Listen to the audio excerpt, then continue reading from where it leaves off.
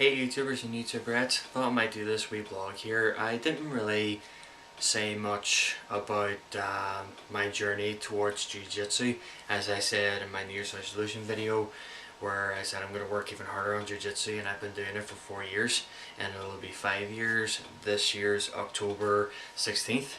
That was the year I started. Well, sorry, the day I started, should I say.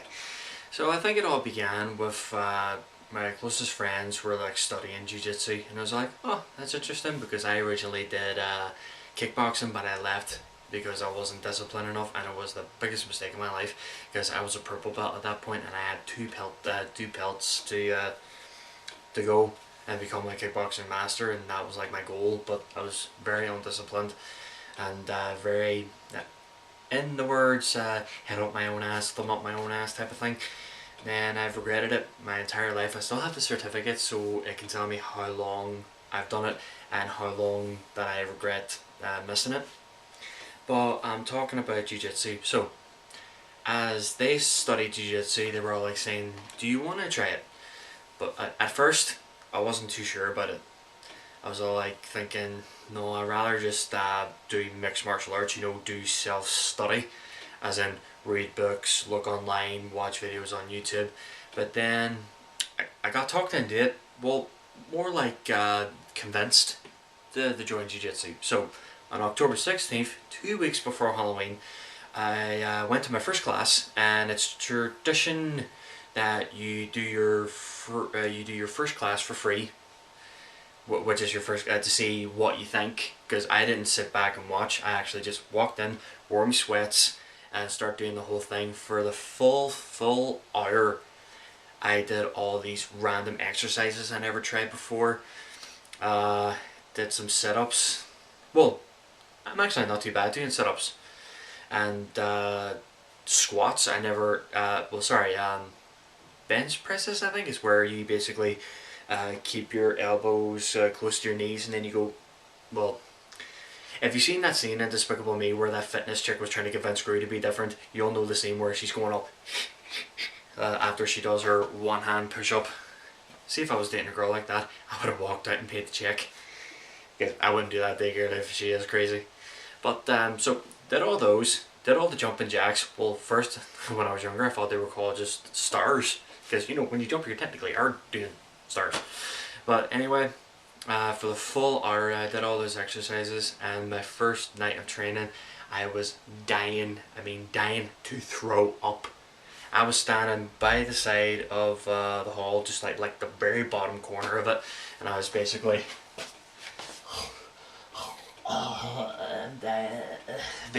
dying to throw up.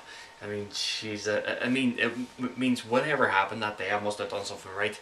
So further on, I did all the moves that I was taught, but I did all the ones that I found easy, because that's what usually happens. You see a technique that's easy and you just go for it. And then further on, after Halloween, I kept on going, and I even got my first official gi, which was awesome. And it's automatic, you become a white belt in Jiu-Jitsu. It was automatically a white belt, because you don't really grade for white belts, to be honest. Well, so far as I know. And so I keep training and training and training, and then after Christmas, we were sent to another building, because we don't know what happened to the other one. People were no longer using it. So we in this gym complex where you have a gym, football pitch, tennis courts, and swim baths. Well, that's what we call it here, but swimming pool, But people still call it swimming pool instead of swim baths. But anyway, I still kept on going. But I missed my first grading of my red belt, because I pulled a muscle under my arm, and the doctor says it'll be a good idea if you just rest it, and it'll be better in about 2 weeks. And then to that very day, I regretted not going to my Jiu-Jitsu grading for my first red belt. But after winning and getting back into the field, my sensei, well, back then he was known as Sensei Patsy Carlin, and one of the greatest masters I ever studied under, and he's a great guy. He asked me, are you ready for your red belt? And I said, yes. So on the spot, as he asked me, when I went back to training, I got straight into the grading, and I was in the circle, in the middle of the circle by myself. I was really nervous. I was scared. I mean, shit scared. I mean, my stomach was growling and my brain was buzzing, and everybody was cheering you on because that's what happens. You get cheered on to help you keep on going. And then as soon as I heard yame, which is Japanese for stop, I basically landed on the ground. I landed on the mats with my entire body of exhaustion, and I got my red belt. And then shortly after, I just fell down in my bed and just basically couldn't get up again because my muscles in my body were that insanely tight. My stomach was insanely tight. When you lie down, there's just like chance you can't get back up again. You're basically lying down like this, and this is you trying to get back up. Basically, I hate that feeling. But then shortly after, about 4 years later, I'm still studying Jiu-Jitsu, and I'm even helping new students out, and I even got people to join in, and one of them is actually an American football player for here in Ireland, which is really cool. I would think about doing it, but I'd rather study the one thing first, which I would do. And throughout my jiu-jitsu career, well, I would say potential jiu-jitsu career, because I haven't even got to my black belt yet, which I'm only 3 belts behind, which I'm looking forward to keep on doing. As soon as I make to my first class, which would be Tuesday night, this Tuesday night, I'm going to be pushing myself to the very freaking limit. I don't care if I basically have to rip the crotch out of my gi bottoms or like injure myself. I'm not going to stop at this time.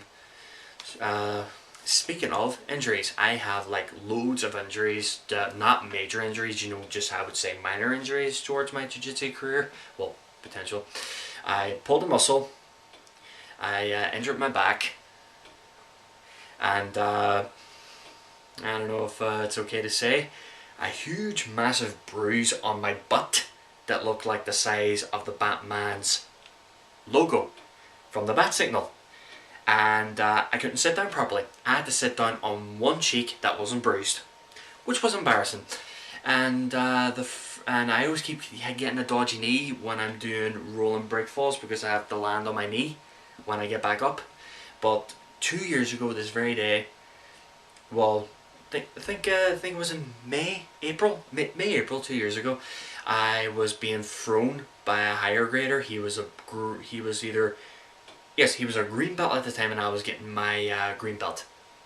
So I attack, he blocked, and then I don't know what happened. My body was like a wee bit heavy, and soon as he flipped me over, instead of my entire body going, my legs went first. And then before I knew it, it was either my left or right foot. It slammed so damn hard onto the mats. I really whacked it dead hard, and then my leg automatically raised up because it reacted that it had hit. And I was walking fine until it got to the spirit warm-up, which is at the end of the grade. You're all in a big huge circle, all from juniors to seniors. We all had to stay in doing all the jumps. You had to stay off our feet, we had to stay on our toes. And then I was basically, that's when the pain started kicking in. I was basically limping, like balancing off one side of my foot, and I kept on going. I kept on going as much as I could until the chief instructor, Emmett, who was promoted to chief instructor, which would be either last year or 2 years ago.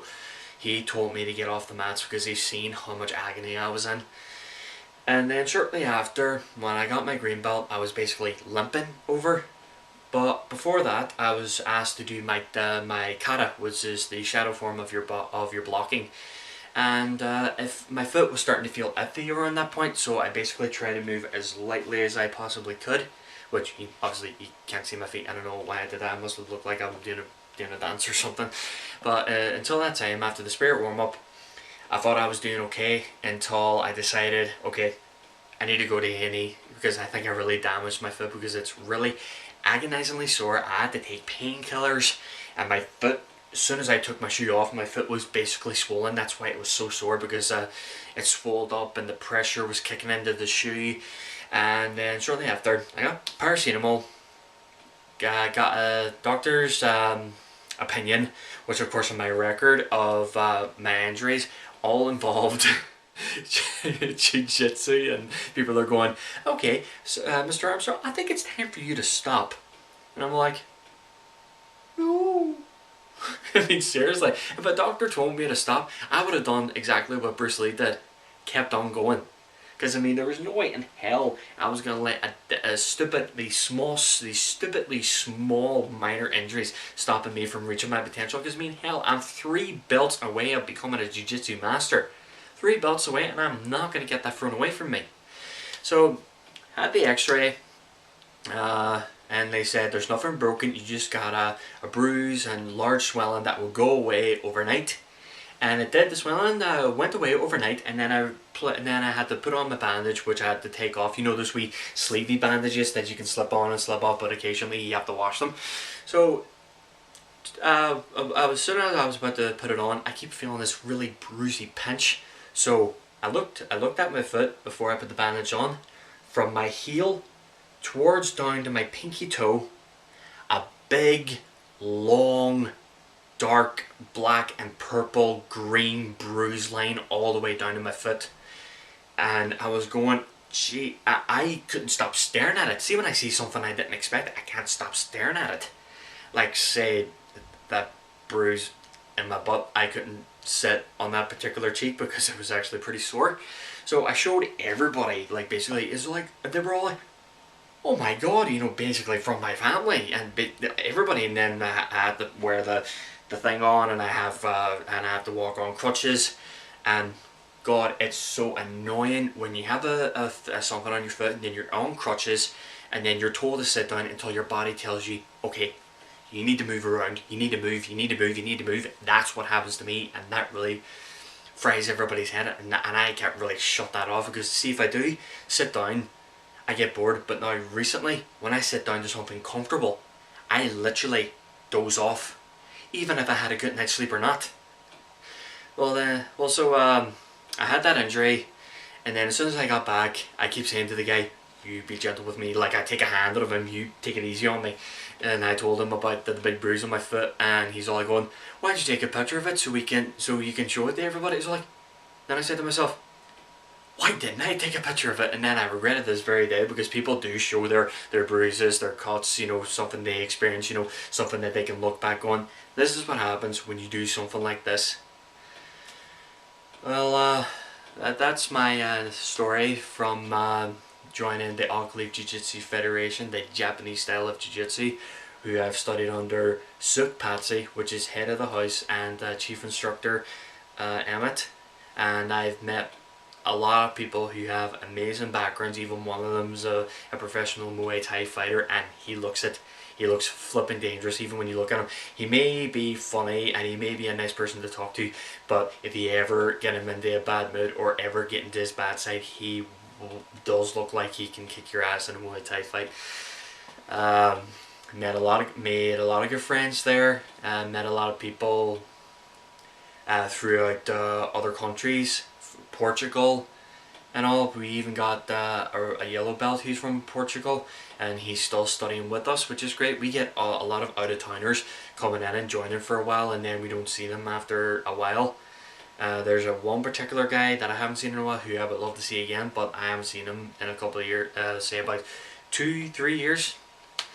But hope wherever he is, all goes well.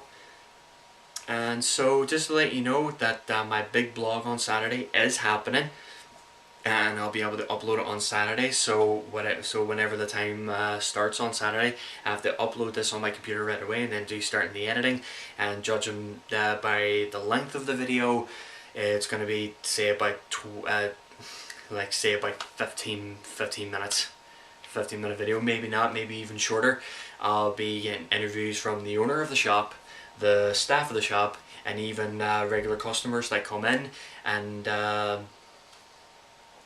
show all the basic products of this store, which I go to all the time, because where I'm living, there's a bus right outside my window and I never miss it. And sometimes the bus just stops me directly to that store, and I pop in there and take a look and talk to my friend who goes by the name of Mickey, and he's a great friend of mine, and I've known him for a number of years through my brother Patrick, who is my eldest brother, who's a professional and very famous heavy metal I was about to say heavy metal martial artist there. A heavy metal musician, and he's one of the greatest, one of the awesomest bass players I ever heard play. And he's been in all these particular bands. One made Battle of the Bands with an album, and one that kept having their names changed over and over and over. And one of them was decided over being drunk. I mean, you come up with a lot of crazy names when you're drunk. I mean, geez, you'll probably come up with crazy names when you're high, or just basically, I would say stoned and high is the same thing, isn't it? Oh well. Well, until then, I am Connor Arm CEO, and I hope you enjoyed my little journey towards this particular sport. And I'll be keeping my updates going towards any future vlogs. And unfortunately, I've made a very big decision on something, but I can leave that to the next video. I'll probably make this video shortly after I make my very outdoor blog video, and to be sure that I took a very consideration of deciding, and I took a long thought on it. So I'm gonna have to pack that decision that I made, but I'll let you know in my next episode of the vlogs. So until then, I am Connor Arm CEO, wishing you a very happy good evening and morning and afternoon, wherever you all are. And I hope you enjoyed your New Year so far, and I hope you kept yourself on your New Year's resolution, as I'm about to do tomorrow night, as in Tuesday night, on my first day back in Jiu-Jitsu. And so until then, YouTubers and YouTuberettes, good night and over and out.